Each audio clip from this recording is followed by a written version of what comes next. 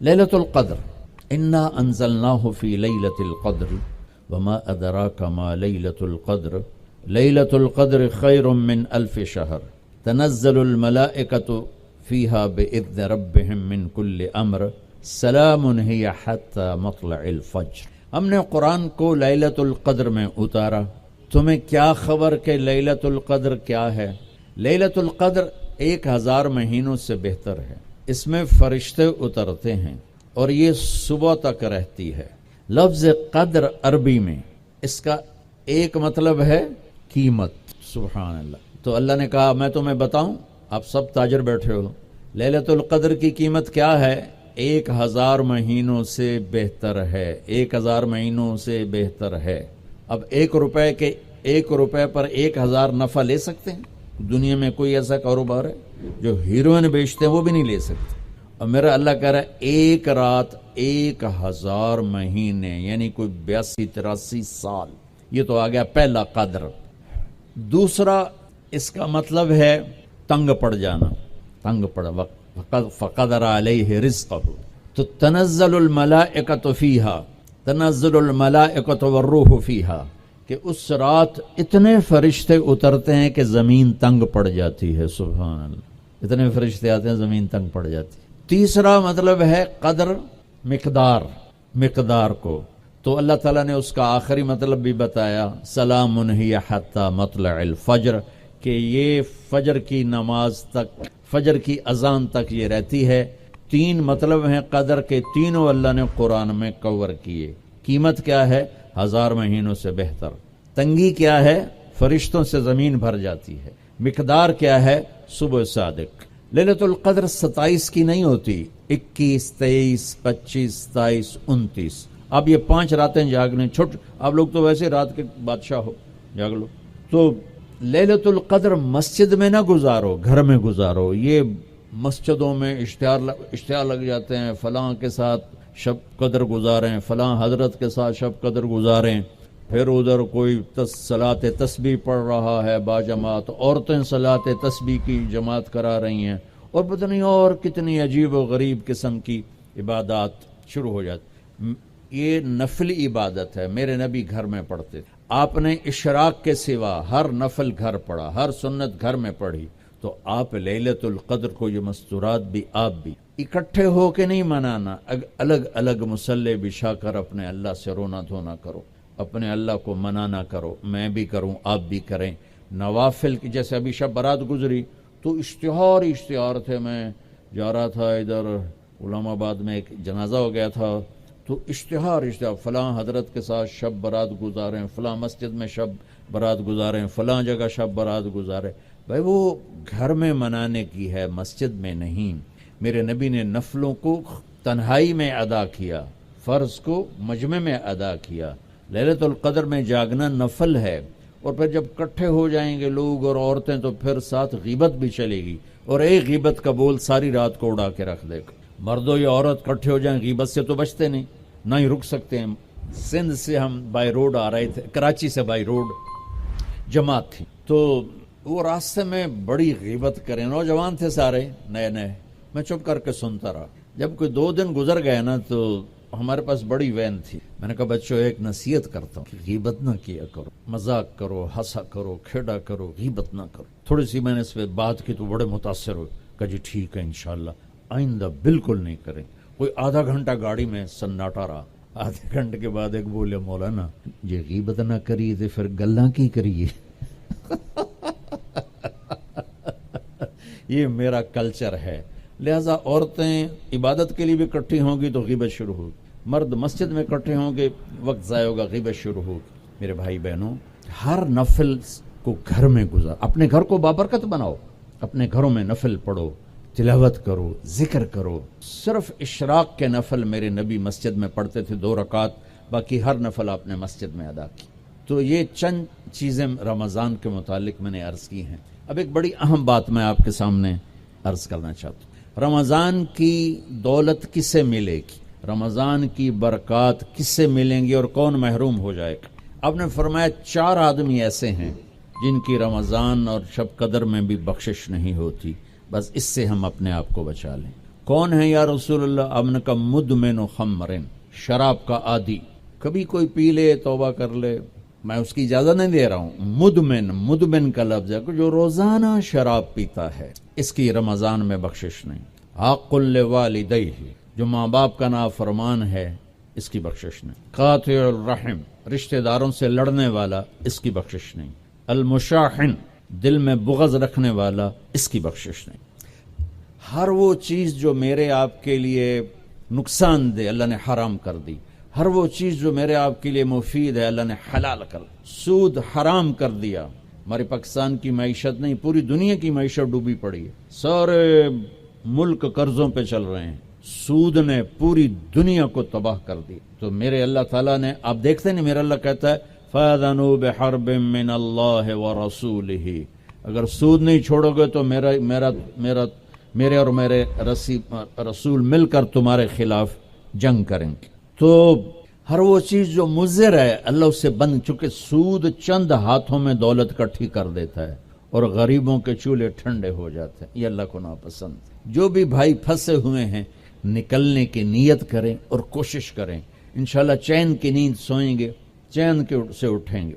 ایک عبد الرحمن بن عوف کے 4 اصول بتا دیتے ہوں، سب تاجر بیٹھے ہو، اور وہ صحابہ میں سب سے مالدار ہستی تھے۔ انہوں نے ایک دن فرمایا میں نے زندگی بھر نہ ادھار خریدا نہ ادھار بیچا، اگرچہ یہ آپ کو آج کے ماحول میں بڑی عجیب بات لگے گی چونکہ ہمارے سارے بازار ادھار پہ چلے گئے ہیں۔ انہوں نے نہ کبھی ادھار خریدا نہ ادھار بیچا، تو کتنا سکون ہو گیا، آرام سے سو رہے ہیں۔ اب ہماری تجارت میں ادھار خرید رہے ہیں ادھار بیچ رہے ہیں، کبھی وہ تنگ کرتا ہے کبھی یہ تنگ کرتا ہے، تو ایک اس موبائل نے تباہی پھیر دی، باقی کسر اس نے پوری کر دی۔ ٹوائلٹ بھی فون سنتے بیٹھے ہیں، کبھی سٹاک نہیں کیا مال کو، کبھی سٹاک نہیں کیا، جو ہی نفع ملا فوراً بیچ دی۔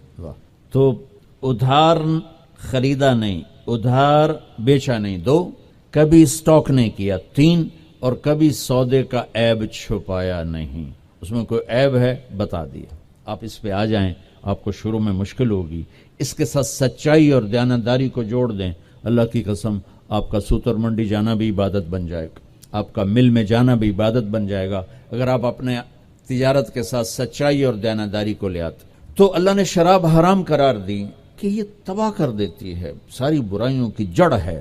تھوڑا سا اوپر دیکھیں قرآن کیا کہتا ہے، اللہ تعالیٰ کہتا ہے یہاں نہ پی، تو مجھ سے قرآن سن، کیا ان الابرار یشربون من کاس کان مزاجها کافورا عینا یشرب بها عباد اللہ یفجرونها تفجیرا یوفون بالنذر ویخافون ویطعمون الطعام على حبه مسکینا ویتیما واسیرا انما نطعمکم لوجه اللہ لا نرید منکم جزاء ولا شکورا انا نخاف من ربنا یوما عبوسا قمطریرا فوقاهم اللہ شر ذلك اليوم ولقاهم نظرة وسرورا وجزاهم بما صبروا جنة وحريرا متكئين فيها على الأرائك لا يرون فيها شمسا ولا زمهريرا ودانية عليهم ظلالها وذللت قطوفها تذليلا ويطاف عليهم بآنية من فضة وأكواب كانت قوارير من فضة قدروها تقديرا ويسقون فيها كأسا كان مزاجها زنجبيلا عينا فيها تسمى سلسبيلا ويطوف عليهم ولدان مخلدون إذا رأيتهم حسبتهم لؤلؤا منثورا وإذا رأيت ثم رأيت نعيما وملكا كبيرا عاليهم ثياب سندس خضر واستبرق وحلوا أساور من فضة وسقاهم ربهم شرابا طهورا إن هذا كان لكم جزاء وكان سعيكم مشكورا۔ یہ سورہ دہر کی 16 آیات ہیں، ان میں اللہ نے صرف ایک نعمت کو ہائی لائٹ کیا ہے، وہ ہے شراب، اور 3 درجے بتائے ہیں کہ جو نیک لوگ ہیں وہ شراب پئیں گے، خود اٹھا کے سراہی اٹھائیں گے، جام میں ڈالیں گے، پئیں گے، بوفے سسٹم، بھائی آپ پہ پاؤ تو آپ پہ کھاؤ، ہیں ان کے بھی نوکر، لیکن اللہ کیٹیگورائز کر رہا ہے کہ جو نچلا درجہ ہے وہ خود اٹھا کے پی رہے ہوں گے، کافوری ہوگی۔ وَيُسْقَوْنَ فِيهَا كَأْسًا كَانَ مِزَاجُهَا زَنْجَبِيلًا، اس سے جو اوپر والا درجہ ہے انہیں زنجبیل کی شراب پلائی جا رہی ہوگی. پلانے والے قول ہیں ولدان مخلدون، خوبصورت خدام نوکر. پلانے والے کون ہیں؟ اب یہ تو اتنی مستورات بیٹھی ہیں، جنت کے حوریں، وہاں سوکن پڑا کوئی نہیں ہوگا، خوش رہو.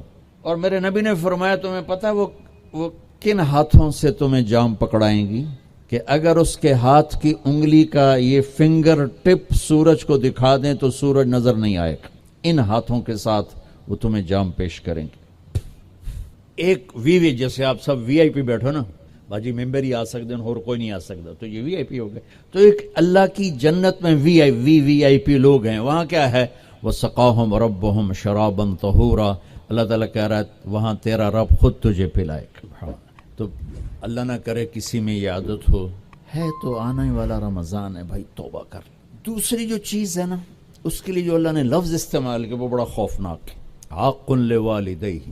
اللہ تعالیٰ اپنے بارے میں کہتا ہے من یعص اللہ ورسولہ، جو میرے اور میرے رسول کی نافرمانی کرتا ہے. اور عاق ہوتا ہے ذرا ویکھیا جائے، اس کو میں نے اتنا چیر دیا ہے کہ یہ جڑ نہیں سکتا. دیکھ لیا آپ نے؟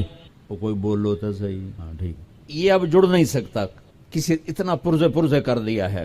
آقا کہتے ہیں کسی کو پرزے کر دیں، چیر کے رکھ دیں. تو یہاں بڑا خوفناک لفظ اللہ نے نبی نے استعمال کیا کہ جو اپنے ماں باپ کے دلوں کے ٹکڑے کر دے، جگر کو جلا کے رکھ دے، اس کمبخت کی پورے رمضان میں بخشش نہیں ہو. کبھی آواز اونچی ہو جانا فطرت ہے، کبھی سخت بول جانا فطرت ہے. انسان ہیں، بشر ہیں، بچے بھی اکھڑ جاتے ہیں. لیکن ایک وہ ہے بندہ جس نے اپنے ماں باپ کے دل کو جلا کے رکھ دیا.